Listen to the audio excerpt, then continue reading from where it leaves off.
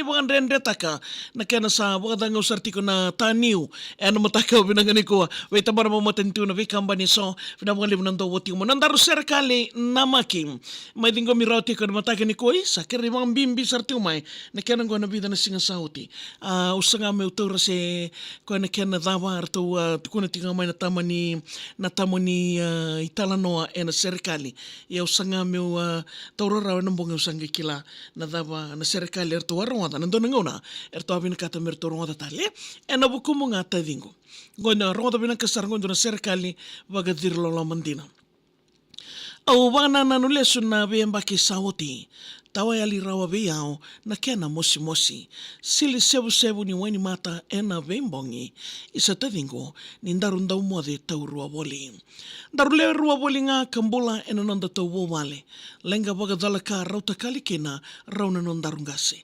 raumbiu tatu mai na lomani vale en rabu i singa wale daru teki mai enan rabu sa kanga isa sangadake Bunga nangone ra kalunga tena nonda biti lamani ratiko ya sandra na tumbu venga una ni ratangi isan daru wako aikina maleta ni daru salu veniali daru duru vale boli vei rana weka ena vei mbili raki kadini matai waluango au senga ni toka wale ni senga suti talinga ni rawati na boli toro dake au sambolea me ubuka yawa mai kimbola tangani me una weta dake na itubaki ni nonda robo wale au mbiti ko tu mai biti motu taundua wolinga senga ni kara o rawa viau nan dingin ko ya sandi na ni sasanga kede etiko na binaka keina da wasoti nan rendai singa binaka ena dambenga Bodani venga ravi ruin ravu isinga sar.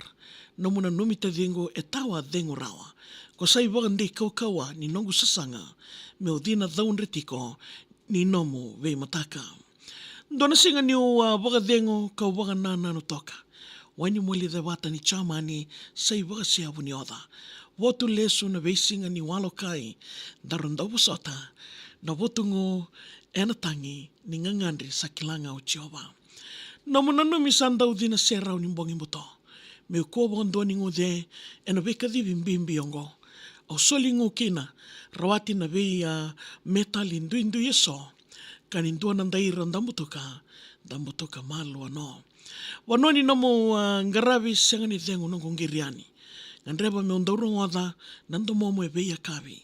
Senga bongandua ni waku ai mai beira na bei ngarabi ni nongo ngiri kede na bei singa mai beti sandau na maki.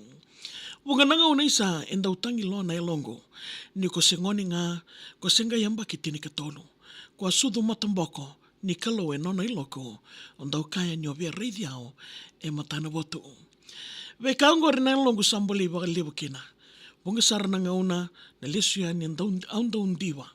Me unomu itu itoko wolinga ya samo sa nongo ita kelendei. Au soli mbola e bukomo ni konongo ya utale. Au naukati meu se siawa ke unatawa reidiko. Veyamba ke na singani sudo au ngandreba meu siko. Vei bagandi loi na itavi au tadori tu na kenabiko. Lenga ongori endau tumburi au sarkina na ririko. Nondaru au tadingo umbini ai undolu bagadada. Wolei matumatua mendaru na tamu sukawata.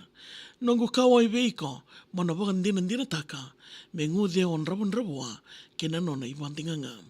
O kotawa na rua saivan dua diwa e satunga yotitu. E nei kaono sa nongo singa ni tangi ke na vutungo.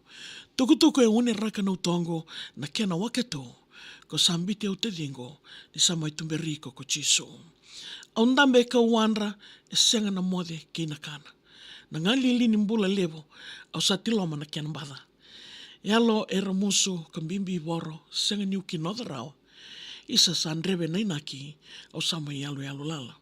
Songa ni waga sukangele isa sa waga vutu ni yalo. O dhimbeka me na taroba na nungu tangi aso. E na mbudha ni walu au tangani au ngumi ingangalo. Ie ni kua na kauka wa sayali nungu dhimbi sandaro. Mothe manda te dhingu sa kali au sara na iloloma. Se o dhimbeka me na taroba ni sa kadhi mayokoya. Me wusoti ni wan dingin na tambani niwe lama. Wani matango sa tosoba ni utongo sa waroka. Ke mui wakananu mi te dhingu au nandau maroroya.